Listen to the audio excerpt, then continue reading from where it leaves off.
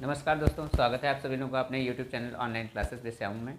और आज हम ये पंचवर्षीय योजना का दूसरा वीडियो है। और एक पंचवर्षीय योजना का पहला वीडियो आप सभी लोगों के पास जा चुका है। उसमें आप सभी लोगों ने 4 पंचवर्षीय योजनाएं आपने देखा कि 4 पंचवर्षीय, और इसको हम नेक्स्ट वहीं से हम स्टार्ट करेंगे। अगली हमारी योजना है 5वीं पंचवर्षीय योजना। तो आइए स्टार्ट करते हैं 5वीं पंचवर्षीय योजना। तो देखिए, आइए 5वीं पंचवर्षीय योजना जब कभी कभी हम पढ़ते हैं तो 5वीं पंचवर्षीय योजना में क्या क्या कार्य हुए उसको थोड़ा हम देख लेते हैं। और यहाँ से देखिए, 5वीं पंचवर्षीय योजना का कार्यकाल कभी कभी पूछा जाता है कि 5वीं पंचवर्षीय योजना का कार्यकाल क्या रहा था। तो 1974 से लेकर के 1979 तक जो है इसका कार्यकाल रहा था। यानी कई बार जो है इसका कार्यकाल पूछा जाता है। मगर इसमें एक चीज़ है कि ये जो 5वीं पंचवर्षीय योजना है ये 5 साल के लिए बनाई गई थी, मगर ये जो है कार्यकाल पूर्ण होने से पहले ही इसको 1 साल पहले समाप्त कर दिया गया था। तो यहाँ से भी कभी कभी प्रश्न पूछ लिया जाता है कि कौन सी ऐसी योजना रही थी जो 4 साल कार्य यानी 4 साल उसका कार्यकाल चला था। तो 5वीं पंचवर्षीय योजना उसका जो है 4 साल कार्यकाल चला था। यहाँ पे हमने लिख दिया है केवल 4 वर्ष। तो इसलिए 4 वर्ष ही केवल ये योजना चल पाई थी।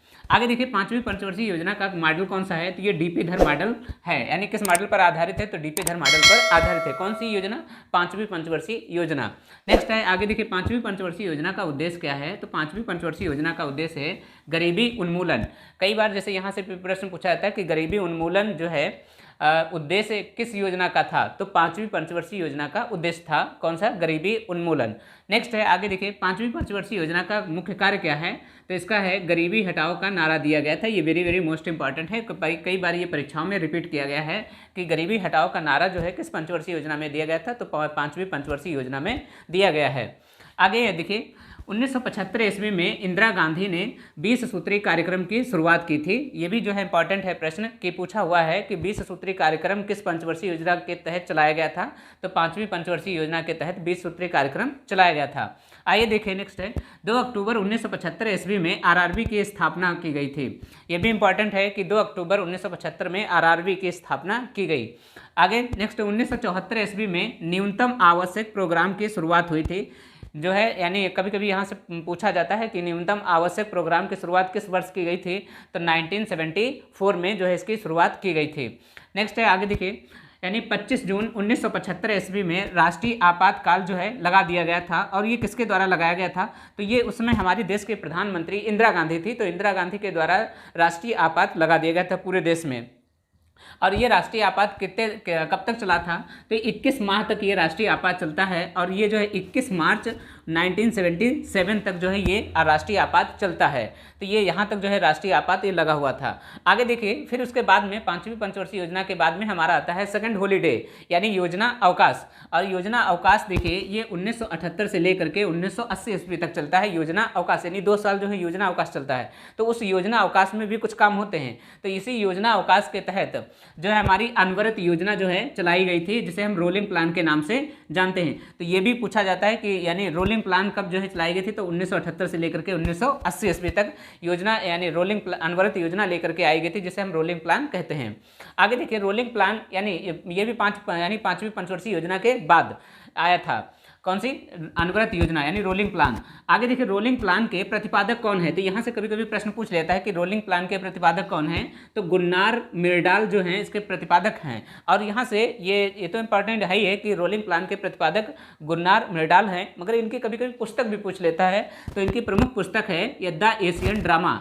कई बार परीक्षाओं में पूछी हुई है कि द एशियन ड्रामा किसकी पुस्तक है, तो गुन्नार मिर्डाल की जो है प्रमुख ये पुस्तक है। आगे देखिए, जो रोलिंग प्लान ये लाया गया था, ये जो है लागू कब किया गया, तो इसको जो है लागू किसने करने वाले थे, तो यानी डी.टी. लकड़वाला जो है इसको लागू करने वाले थे। यानी रोलिंग प्लान को लागू किसने किया था, तो डी.टी. लकड़वाला जो है इसको लागू किए थे। और 1980 ईस्वी में इंदिरा गांधी की सरकार फिर से बनती है। दोबारा से सरकार किसकी, इंदिरा गांधी की बनती थी। उसके बाद में आती है हमारी 6ठी पंचवर्षीय योजना।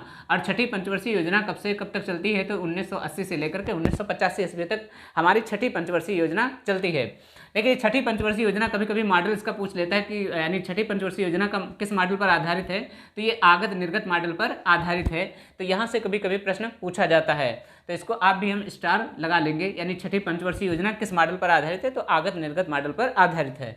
आगे देखिए छठी पंचवर्षीय योजना का उद्देश्य क्या था, तो इसका उद्देश्य है आर्थिक विकास और गरीबी उन्मूलन। देखिए गरीबी उन्मूलन का नारा जो है यहाँ पांचवी पंचवर्षीय योजना में देगा, मगर यहाँ छठी पंचवर्षीय योजना में आर्थिक विकास और गरीबी उन्मूलन, तो यहाँ पर थोड़ा आर्थिक विकास जो है शब्द ये बढ़ जाता है, तो ये छठी पंचवर्षीय योजना में आर्थिक विकास और गरीबी उन्मूलन का यानी उद्देश्य रखा गया था।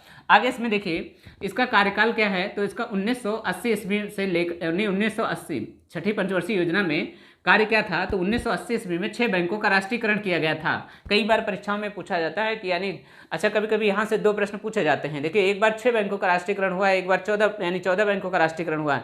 तो 14 बैंकों का राष्ट्रीयकरण यानी 1969 में यानी 1969 ईस्वी में हुआ था, और 6 बैंकों का राष्ट्रीयकरण कब होता है, तो 6 बैंकों का राष्ट्रीयकरण 1980 ईस्वी में होता है। तो यहाँ पर दोनों से ध्यान रखना है कि 6 बैंकों का राष्ट्रीयकरण 1980 में हुआ, 14 का 1969 में हुआ।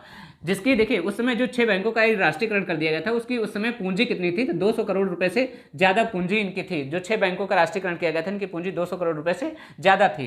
अब देखिए छठी पंचवर्षीय योजना में ही यानी 12 जुलाई 1982 ईस्वी में नाबार्ड की स्थापना होती है। कई बार ये परीक्षाओं में पूछा हुआ है प्रश्न कि नाबार्ड की स्थापना कब होती है, तो 12 जुलाई 1982 ईस्वी को होती है। यहाँ से भी प्रश्न पूछा था और किस पंचवर्षीय योजना के तहत हुई, तो छठी पंचवर्षीय योजना के तहत हुई। आप हमें सभी लोग कमेंट में नाबार्ड का फुल फॉर्म बताएंगे, सभी लोग इसको बताएंगे। नेक्स्ट आगे देखिए 1982 ईस्वी में एग्जिम बैंक जो है इसको यानी कन्वर्ट कर दिया जाता है, तो इसका नाम इंपोर्ट एक्सपोर्ट बैंक कर दिया जाता है। और ये भी पूछ लिया जाता है कि इंपोर्ट एक्सपोर्ट बैंक की स्थापना कब होती है, तो 1982 में जो है इसकी स्थापना होती है। नेक्स्ट है देखिए 1984 ईस्वी में ऑपरेशन ब्लू स्टार चलाया गया था। कई बार वेरी वेरी मोस्ट इंपॉर्टेंट है, कई बार परीक्षा में पूछा गया है कि ऑपरेशन ब्लू स्टार किस वर्ष में चलाया गया था, तो 1984 ईस्वी में ब्लू स्टार चलाया गया था। नेक्स्ट है देखिए 31 अक्टूबर 1984 ईस्वी में इंदिरा गांधी की हत्या कर दी जाती है। और ये उस समय बहुत बड़ी एक घटना हुई थी देश में कि बताओ देश के प्रधानमंत्री की हत्या कर दी जाती है, और जो हत्या करने वाले थे जो प्रधानमंत्री के अंगरक्षक थे उन्हीं के द्वारा जो है इनकी हत्या कर दी जाती है। तो यहाँ पे लिखा हुआ है अंगरक्षकों के द्वारा उनकी हत्या कर दी जाती। उसके बाद में हमारे देश के प्रधानमंत्री बनते हैं राजीव गांधी। तो यहाँ से फिर अब उसके बाद में 7वीं पंचवर्षीय योजना हमारी प्रारंभ होती है। और 7वीं पंचवर्षीय योजना का अगर टाइम पूछे कि कब से कब तक इसका कार्यकाल चलता है, तो 1985 से लेकर के 1990 तक इसका कार्यकाल चलता है। किस पंचवर्षीय योजना का, तो 7वीं पंचवर्षीय योजना का 85 से 90 तक इसका कार्यकाल चलता है। देखिए 7वीं पंचवर्षीय योजना किस मॉडल पर आधारित है, तो ये जॉन डब्ल्यू मिलर मॉडल पर आधारित है। कई बार यहाँ से प्रश्न पूछा हुआ है कि 7वीं पंचवर्षीय योजना किस मॉडल पर आधारित है, तो जॉन डब्ल्यू मिलर मॉडल पर आधारित है। नेक्स्ट 7वीं पंचवर्षीय योजना का उद्देश्य क्या था, तो रोजगार शिक्षा स्वास्थ्य पर विशेष ध्यान दिया गया था। तो ये भी यहाँ से पूछा हुआ प्रश्न है कि रोजगार शिक्षा स्वास्थ्य पर किस पंचवर्षीय योजना में ध्यान दिया गया था, 7वीं पंचवर्षीय योजना में ध्यान दिया गया था। आगे देखिए इसका कार्य क्या था, तो रोजी रोटी और उत्पादकता का नारा दिया गया था। किस पंचवर्षीय योजना में, 7वीं पंचवर्षीय योजना में ये नारा दिया गया था, रोजी रोटी और उत्पादकता का नारा दिया गया।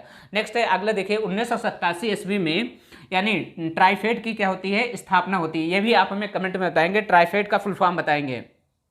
आगे देखिए जिसे देखिए ट्राइफेड की स्थापना तो की गई, मगर इसका जो है ट्राइफेड जो है भारतीय जनजातीय सहकारी विपणन परिसंघ, इसका जो है ये यानी हिंदी में इसका ये नाम है पूरा, और इसका इंग्लिश में आप हमें यानी पूरा फुल फॉर्म बताएंगे ट्राइफेड का फुल फॉर्म क्या होता है।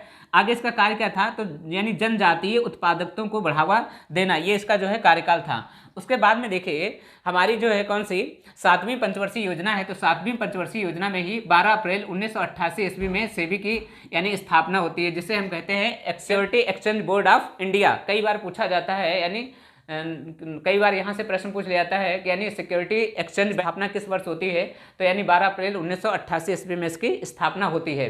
नेक्स्ट है देखिए 1985 ईस्वी में इंदिरा आवास योजना चलाई गई थी। ये भी जो है इंपॉर्टेंट है, कई बार पूछा हुआ प्रश्न है कि इंदिरा आवास योजना किस वर्ष चलाई गई थी, तो 1985 ईस्वी में इंदिरा आवास योजना चलाई गई थी।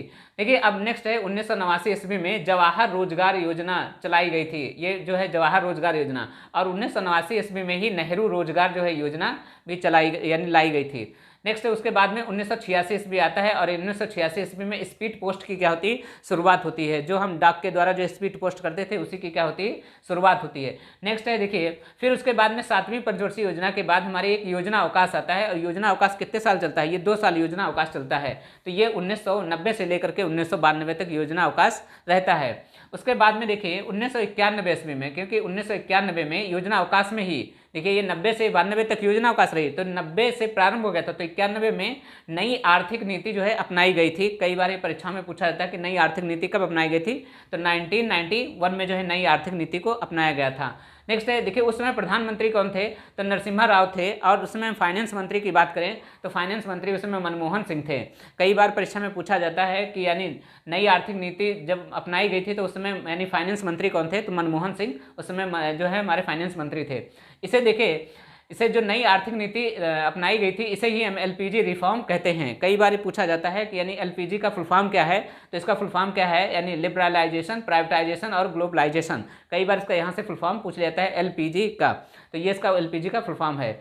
आगे देखिए, उदारीकरण का जनक किसे माना जाता है, तो उदारीकरण का जनक डॉक्टर मनमोहन सिंह को माना जाता है। कई बार परीक्षा में रिपीट हुआ प्रश्न है कि यानी उदारीकरण का जनक डॉक्टर मनमोहन सिंह को माना जाता है। फिर उसके बाद में हमारी आती है 8वीं पंचवर्षीय योजना, और 8वीं पंचवर्षीय योजना 1992 से लेकर के 1997 तक चलती है। ये भी जो है 5 साल चलती है, मगर इसका टाइम पीरियड कब से 92 से 97 तक रहता है। इसका ये किस मॉडल पर आधारित है ये आप हमें कमेंट में बताएंगे। नेक्स्ट आगे देखिए, इसका उद्देश्य क्या है, तो इसका उद्देश्य जो है मानव संसाधन विकास करना। ये इसका जो है प्रमुख उद्देश्य था कि मानव संसाधन विकास करना। आगे इसका कार्य क्या था, तो मिड डे मील लॉन्च किया गया था। मिड डे मील जैसे यानी छोटे छोटे बच्चों के लिए जो होते हैं उनके लिए भोजन की उपलब्ध यानी भोजन को उपलब्ध कराना था, जो ये योजना प्रारंभ की गई थी, जिसके तहत छोटे छोटे बच्चों को यानी भोजन उपलब्ध कराना है, तो उसके तहत ये मिड डे मील योजना लाई गई थी। आगे नेक्स्ट देखिए, 1993 ईस्वी में प्रधानमंत्री रोजगार योजना भी चलाई गई थी, और उसके में इसी में देखिए 1993 ईस्वी में राष्ट्रीय महिला कोष की क्या की जाती है, स्थापना की जाती है। तो ये यहाँ से थोड़ा इंपॉर्टेंट प्रश्न बन सकता है। और 1995 ईस्वी में WTO का भारत क्या बन जाता है, सदस्य बन जाता है। जो WTO का फुल फॉर्म है वर्ल्ड ट्रेड ऑर्गेनाइजेशन, तो इसका सदस्य कब भारत बनता है, तो 1995 ईस्वी में इसका भारत क्या बन जाता है, सदस्य बन जाता है। तो ये आज हमारी लगभग इसमें हम जो है सात पंचवर्षीय योजनाएं कवर कर चुके हैं। नेक्स्ट की पंचवर्षीय योजना हम नेक्स्ट वीडियो में कवर करेंगे। ये आप सभी लोगों को कैसा वीडियो लग रहा, तो ये आप हमें सभी लोग अपने कमेंट में ज़रूर बताइएगा, और इसमें क्या सुधार किया जा सकता है वो भी आप हमें थोड़ा बताइएगा। और ये वीडियो कैसा लग रहा है, अच्छा लग रहा है वीडियो, तो आप सभी लोग वीडियो को शेयर कर दिया करें। मिलते हैं नेक्स्ट वीडियो में, तब तक के लिए नमस्कार।